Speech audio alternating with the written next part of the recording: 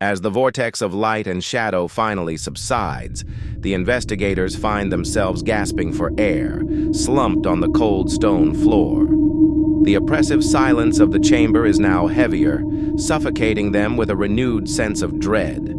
The glowing artifact on the pedestal pulsates with an even more intense, hypnotic light, practically begging them to claim it. Their minds are still reeling from the chaotic visions, the princess's sorrow practically etched into their very souls. Every shadow in the room seems to stretch and contort, mocking their hesitation. They realize that the warnings they heard were not cautionary tales, but carefully calculated manipulations designed to lead them to this very precipice. The artifact is a conduit of despair, and taking it would seal their fates, locking them forever within the cursed estate's tragic, repeating loop. The investigators look at one another, seeking reassurance, but finding only fear reflected in each other's eyes.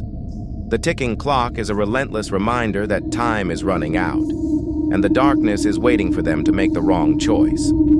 In a desperate bid to break the cycle, one investigator takes a deep breath and lunges forward, not to grab the artifact, but to smash it with a heavy metal rod. As the artifact cracks, a wave of pure sorrow washes over the room, bringing with it the scent of old roses and salt water. The ghostly figures dissolve into wisps of mist, and the oppressive cold begins to lift. Though scarred by the experience, the investigators realize they have successfully disrupted the estate's pattern of despair, finding the first sliver of hope in this dark domain. As the last echoes of the shattered artifact fade away, the fragile silence that settles in is different from before.